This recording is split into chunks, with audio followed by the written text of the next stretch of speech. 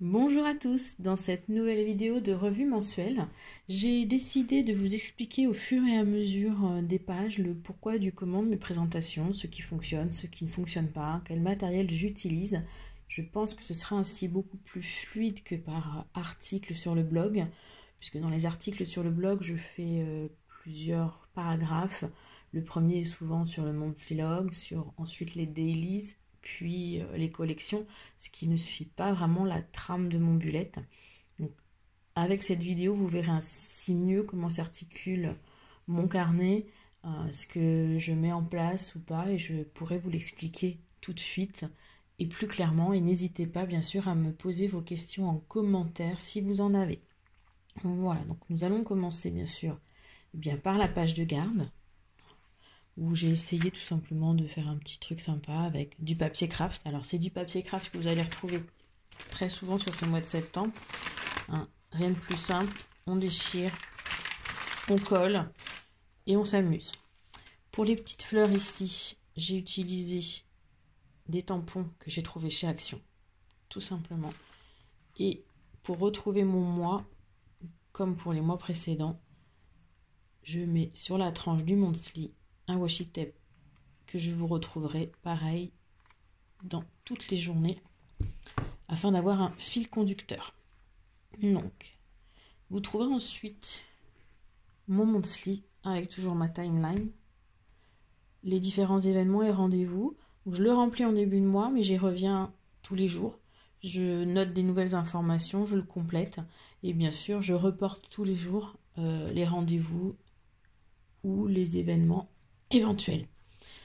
Ici, c'est ma to-do list du mois et la liste de ce que j'aimerais. Je fais une différence entre ce que je dois et ce que j'aimerais afin de mettre l'accent avant tout sur ce que je dois faire. Là, c'est le planning donc de mon blog, de mes différentes pages Facebook et la to-do list qui va avec. Je passe dessus assez rapidement puisque ça n'intéresse pas la plupart d'entre vous. Ici, j'ai lu, ou plutôt relu, la méthode Bullet Journal afin de m'en imprégner un peu plus. Et donc, j'ai effectué les exercices qui apparaissent en troisième partie de ce livre. Et dans les exercices, il fallait lister tous ses objectifs, faire son inventaire mental, comme appelle l'auteur. Et j'ai, au final, du coup, de ces objectifs, tiré mes objectifs de septembre. Ensuite, la méthode 5, 4, 3, 2, 1. Donc, ce que je dois faire dans 1 heure, dans 2 jours, dans 3 semaines, dans 4 mois et d'ici 5 ans. Voilà. C'est assez personnel. Donc, je tourne assez rapidement. Et voici mes premières délices. Donc, beaucoup de collage. Je suis revenue à mes premiers amours de collage. Fini l'aquarelle. Je m'amuse. Beaucoup plus simplement avec le collage qu'avec l'aquarelle où je me prends un peu plus la tête. Donc, j'ai des petits tampons aussi avec lesquels je m'amuse. Cette petite boîte alphabet qui permet, comme je l'ai fait ici, de marquer le mois, tout simplement. Du washi tape divers et variés. Et j'ai trouvé celui-ci également que je trouve assez sympa parfois pour le papier craft. Voilà. Vous voyez, j'en ai mis un petit peu ici. Et différents papiers ou stickers que j'ai en magasin. Voilà. Donc, je n'ai pas changé du tout le format. Je n'utilise plus les weekly. C'est fini. Que du dailies. Voilà. Où je note tout. Absolument tout. Tout ce que je dois faire. Tout ce que j'ai fait. Les informations diverses et variées que j'ai au fur et à mesure d'une journée. Je les note. C'est vraiment important pour moi. Ça me vide la tête et je me sens beaucoup mieux ainsi. Donc, suite à ces 2 premières journées, j'ai ma page menu. Donc, sur la gauche pour notre fille et sur la droite pour nous.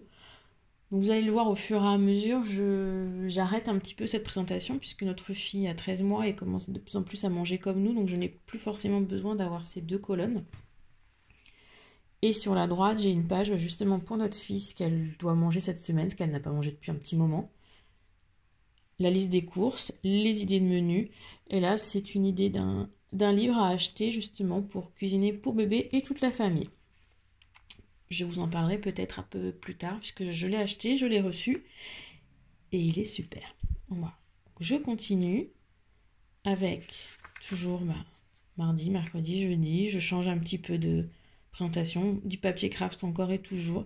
Le washi ici que j'ai utilisé sur mes tranches du Mansley.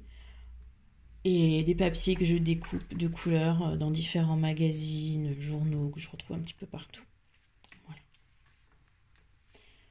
On continue, toujours des dailies. Là, je m'amuse un petit peu avec cette petite frise. Je vous expliquerai sans doute dans une autre vidéo comment la faire. C'est très simple et je trouve que ça habille très bien un bas de page ou un haut de page ou pour faire un titre. Donc on continue, on change de semaine. Je l'indique quand même en haut souvent. C'est une nouvelle semaine. C'est juste pour l'identifier puisque comme vous le voyez, il n'y a rien d'autre qui identifie que c'est la semaine. Je ne fais pas de menu, je ne fais pas de rappel de to-do list. Tout est dans mon Monthly et chaque jour, je retourne à ma to-do list qui est ici et je revérifie ce que j'ai à faire ou pas faire. Je reprends ce qu'il y a la veille, etc. Le principe de migration du bullet journal. Donc on continue. Comme on a une nouvelle semaine, on a un nouveau menu, tout simplement. Alors je me suis aussi amusée à faire un petit doodle dont je vous ai mis le tuto sur la page Facebook. Et puis on continue. Toujours du collage. Je trouve que ça embellit de manière assez facile. Je ne me prends pas la tête à dessiner, à le faire au crayon de papier avant. Je colle, tout simplement. Et c'est beaucoup plus facile pour moi. Voilà. Ici, avec un petit peu de place, en fin de journée et fin de semaine, j'ai mis une petite citation. Ça occupe l'espace et puis c'est toujours assez positif. Et de plus, ça m'entraîne un petit peu à écrire plus proprement. Parce que je trouve que j'écris assez mal. Mais je progresse. Et d'ailleurs, dans mon nouveau carnet, j'ai changé la taille de mon pigment liner. Là, j'utilisais un 0,3. À présent, je vais essayer avec du 0,2. Voir si d'avoir un stylo un peu plus fin me permet d'être plus lisible. Et donc, pour cette nouvelle semaine, j'ai tenté, je dis bien tenté, d'avoir une colonne sur la droite afin de noter mes priorités et de pouvoir les rappeler tous les jours ou les avoir à portée de vue, des priorités pour chaque semaine, à avoir toujours sous l'œil pour ne pas se perdre dans les différentes tâches que l'on a à faire. Donc j'ai repris cette colonne ici avec toujours les objectifs. Du coup, ça réduit la largeur de mon dailies et c'est vrai que il s'allonge, puisque d'habitude je l'utilise sur 2 colonnes. Et du coup, je n'ai pas continué ce système de colonnes. Vous le voyez sur les dailies qui suivent, parce que justement, je me sentais un peu trop à l'étroit. Voilà. C'était sympa d'avoir ce côté un petit peu espace libre pour écrire, pour mettre une citation, pour avoir ces objectifs hebdomadaires. Mais voilà, j'étais moins libre que dans cette présentation-ci. Du coup, je continue malgré tout à avoir mes objectifs en vue, en les notant en haut de page. Ainsi, je suis sûre de les garder en tête.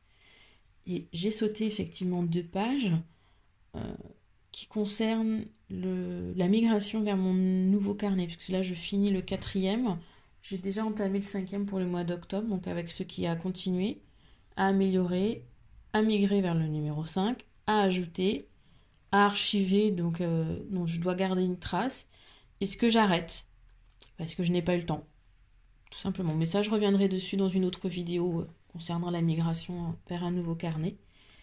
Et donc là, on continue les dailies avec toujours une petite citation, des petits doodles quand j'ai le temps. Ça me détend. Voilà.